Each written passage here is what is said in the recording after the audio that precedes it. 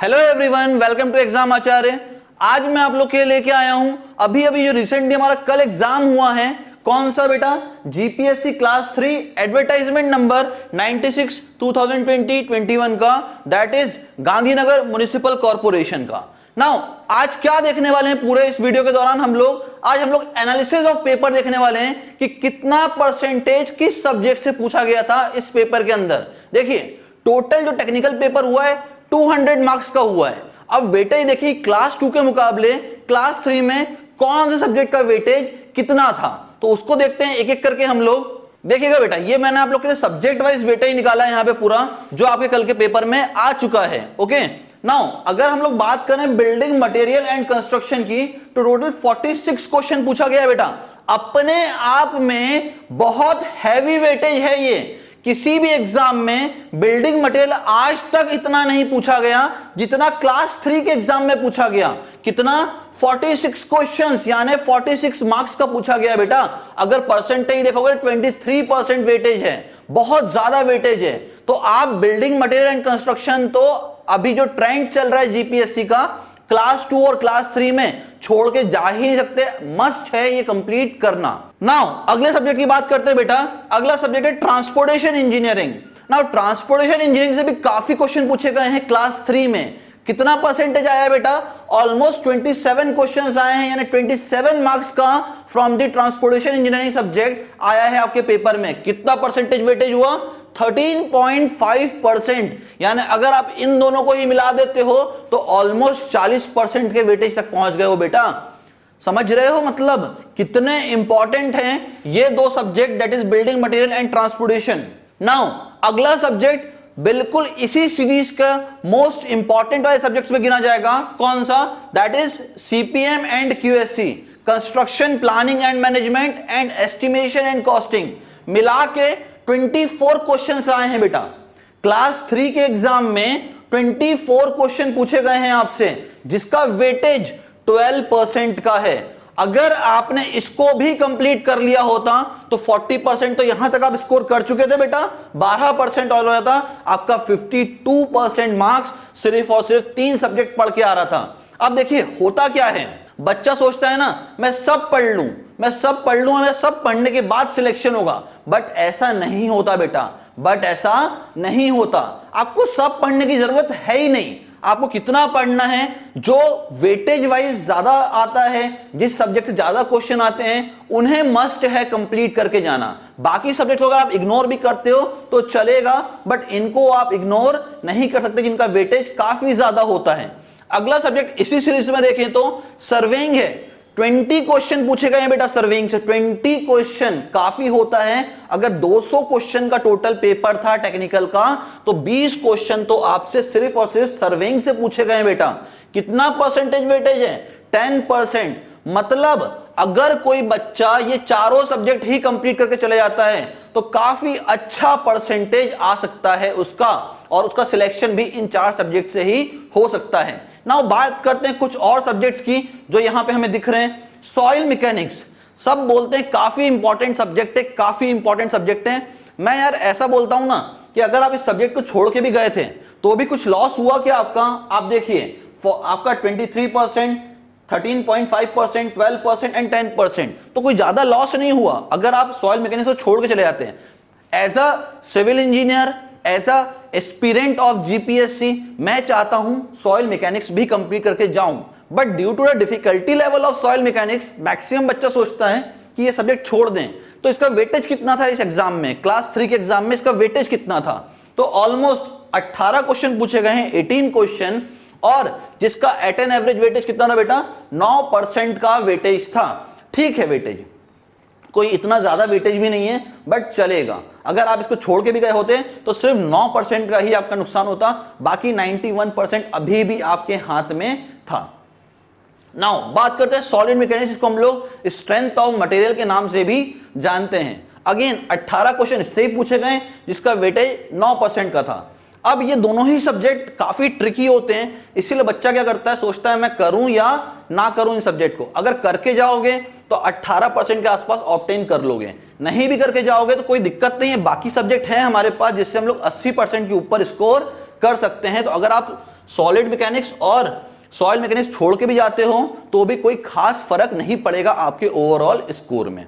आइए बात करते हैं फर्दर आरसीसी की, that is reinforced cement concrete. बहुत इजी क्वेश्चन पूछे थे, बहुत इजी क्वेश्चन जितने भी आए ना बेटा इस पेपर में सब बिल्कुल बेसिक क्वेश्चन आए हैं, कोई सा टफ क्वेश्चन नहीं आया जिसमें आपको अपना दिमाग लगाना पड़े। बेहद आसान क्वेश्चन आया था, आराम से पेपर क्लियर हो रहा है बच्चों का। नाउ आरसीसी से कितने मार्क्स का पूछा गया है, तो जो आरसीसी का वेटेज था बेटा वो था 14 क्वेश्चन पूछे गए हैं यहां से, तो वेटेज कितना हो गया 7% हो गया।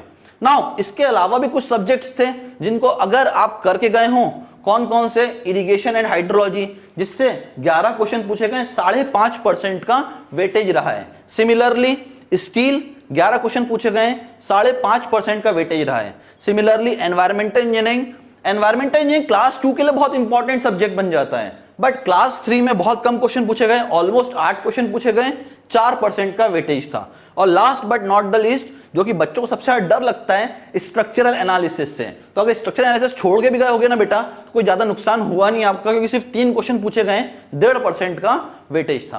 तो ये आपका ओवरऑल मैंने एनालिसिस बताया आपको जो आपका क्लास 3 का पेपर आया। अब कोई बच्चे का मान लो यहां पे पेपर बिगड़ गया और वो क्या सोच रहा है, मैं क्लास 2 के लिए अच्छे तैयारी करना चाहता हूं, क्लास 3 के लिए भी तैयारी करना चाहता हूं, जो आगे आने वाले एग्जाम्स हैं, तो मैं क्या पढ़ूं।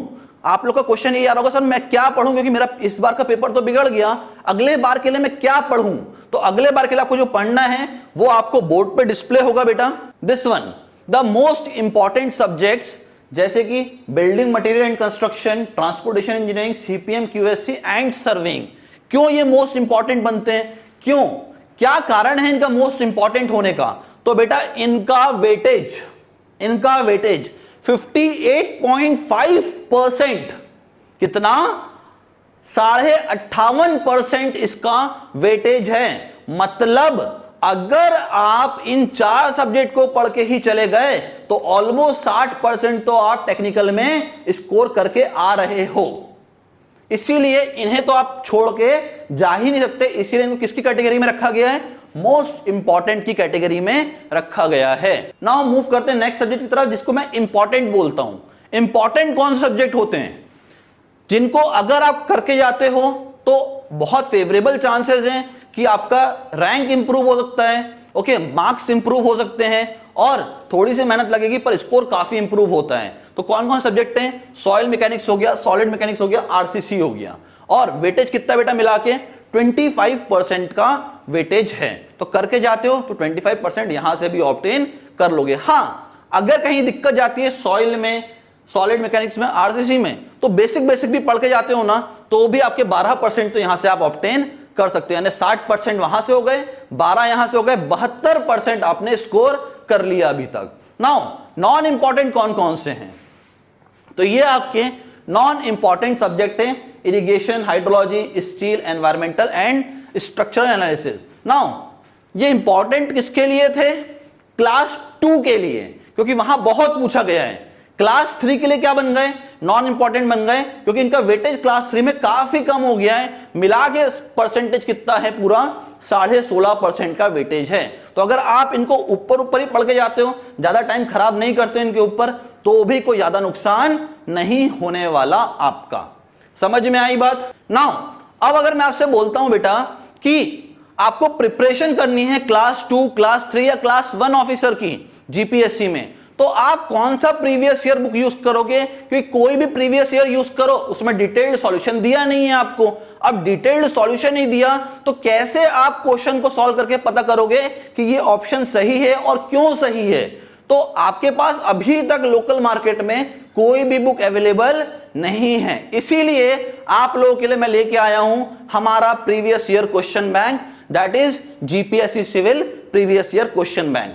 नाउ ये क्लास 1, क्लास 2 और क्लास 3 तीनों के लिए बनाई गई है। हाँ मैं बोलूंगा कि 96 to 97% करेक्ट है बुक, 3% का कहीं ना कहीं प्रिंटिंग मिस्टेक होगा। भाई 100% करेक्ट कोई नहीं हो सकता, क्योंकि कोई भी भगवान नहीं है, सब इंसान है, तो गलतियां थोड़ी बहुत होती हैं, मैनुअल एरर आता है, 3% का मैनुअल एरर मानते हैं, बट सारे के सारे डिटेल्ड सॉल्यूशन दिए गए हैं इसके अंदर। ओके, एक्सपेक्टेड क्वेश्चन के आंसर्स भी आपको सॉल्यूशन के साथ में दे दिए गए हैं। मान लीजिए कोई क्वेश्चन है कि अर्ली सेटिंग ऑफ सीमेंट किस कंपाउंड की वजह से होता है, तो सिर्फ उस कंपाउंड का नाम नहीं दिया, बाकी कंपाउंड के फंक्शंस भी दे दिए हैं, क्योंकि जब अगले बार जीपीएससी क्वेश्चन पूछेगा तो उसके कोई दूसरे कंपाउंड के बारे में भी पूछ सकता है। तो एक्सपेक्टेड क्वेश्चंस के भी आंसर यहां पे दिए गए हैं किसके अंदर, GPSC civil previous year question bank by exam Acharya. Now ये तो बात हो गई कि यार previous year question bank use करना है तो कौन सा करोगे। अब बात आती है थ्योरी बुक यूज करनी है तो कौन सी करें। मार्केट में बहुत सारे राइटर्स की थ्योरी बुक पढ़ी है, पर कोई भी जीपीएससी के अकॉर्डिंग सही नहीं है।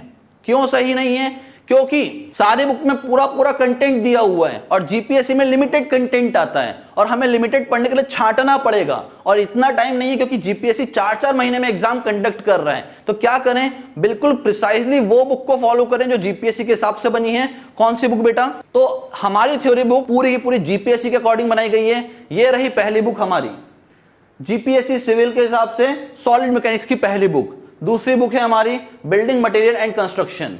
तीसरा है हमारा स्ट्रक्चरल एनालिसिस। चौथा है बेटा हमारा कंस्ट्रक्शन प्लानिंग एंड मैनेजमेंट। पांचवी बुक है हमारी जियो technical and foundation engineering. Next book है हमारी ट्रांसपोर्टेशन इंजीनियरिंग। नेक्स्ट बुक है हमारी एनवायरमेंटल इंजीनियरिंग। अगली फ्लूइड मैकेनिक्स। अगला design of steel structure. Next one is water resource engineering. Next one is surveying. Next one is engineering hydrology and the last one is reinforce cement concrete. Now in book का फायदा क्या है, in book में क्या क्या दिया है, तो मैं आपको बताता हूं। जो अभी जीपीएससी का नर्मदा एंड कल्चर डिपार्टमेंट का क्लास 2 का एग्जाम हुआ था, उसमें 85 से 90% सिलेबस इन बुक से पूछा गया है। इनमें एक्सपेक्टेड क्वेश्चन दिए जीपीएससी के, वो सीधे सीधे एज इट इज पेपर के अंदर आ गए हैं और बिल्कुल सेम का सेम क्लास 3 के एग्जाम में भी हुआ है। सेम के सेम एक्सपेक्टेड क्वेश्चन क्लास 3 में ही पूछ लिए गए हैं, क्योंकि मैंने आपको जीपीएससी क्लास 2 का जो नर्मदा एंड कल्चर का एग्जाम हुआ था उसके सॉल्यूशन भी प्रोवाइड कर रहा हूं रेगुलरली। तो वहां पे ही बता रहा हूं आपको कि ये क्वेश्चन हमारी बुक में से इस पेज से लिया गया है। तो सिमिलरली क्लास 3 में भी पूरे पूरे क्वेश्चंस ऑलमोस्ट 85 से 90% क्वेश्चन हमारी बुक से ही पूछे गए हैं। नाउ अगर आप में से कोई चाहता है कि भैया मुझे बुक्स चाहिए या मुझे आपका ऑफिस देखना है या मुझे आपका इंस्टीट्यूट देखना है कहाँ है और मुझे ज्वाइन करना है जीपीएससी के लिए, क्योंकि नए बैचेस हमारे ऑलरेडी अनाउंस्ड हैं, ऑफलाइन प्लस ऑनलाइन दोनों अनाउंस्ड है। अगर आपको ज्वाइन करना है तो ये हमारा पूरा का पूरा वडोदरा का ऑफिस है हमारा। ये हमारे क्लासरूम्स हैं जो आपके सामने दिख रहे हैं। इंटरैक्टिव पैनल वाली क्लासेस भी हैं हमारे पास। ओके, नाउ मूव करते हैं हमारी लाइब्रेरी पे। तो ये लाइब्रेरी फ्री ऑफ कॉस्ट आपको दी जाएगी। अगर आपके यहाँ पे ऐसा पूरा का पूरा माहौल नहीं है, ऐसा एनवायरनमेंट नहीं जहां आप जीपीएससी की तैयारी कर सकते हैं, तो लाइब्रेरी आपके लिए फ्री ऑफ कॉस्ट है। आइए और लाइब्रेरी को यूज करिए। Next one is reading room भी दिया गया है आपको, जहां पे आप आके आराम से पढ़ सकते हैं, बैठ के बोल बोल के पढ़ सकते हैं। लाइब्रेरी में क्या होता है, साइलेंटली पढ़ना पड़ता है। यहाँ रीडिंग रूम में आप बोल के पढ़ सकते हैं, आप इंडिविजुअल बैठेंगे रीडिंग रूम में। Next one is personal interview area, जहां पे हमारा इंटरव्यू पैनल पूरा बैठता है और इंटरव्यू कंडक्ट करते हैं आपके लिए। And the last one is हमारा official address and contact number, जो आपके लिए इंपॉर्टेंट है, that is the official address. Now आप ऑफिशियल एड्रेस नोट कर लीजिए, कॉन्टेक्ट नंबर नोट कर लीजिए। और अगर आपको एडमिशन लेना है तो बहुत जल्द ही आप अप्लाई करिए, क्योंकि अर्ली बर्ड डिस्काउंट भी है यहां पे। जब आप कांटेक्ट करेंगे तो आपको अर्ली बर्ड डिस्काउंट भी मिल जाएगा। ओके, नाउ अगर आपको ये एनालिसिस पसंद आया है तो हमारे इस वीडियो को लाइक करिए, बेल बटन को हिट करिए और हमारे चैनल को सब्सक्राइब करिए। और मिलते हैं बहुत जल्द ही आपका पूरे पेपर का सॉल्यूशन लेके क्लास 2 के। तब तक के लिए thank you everyone and thanks for your time.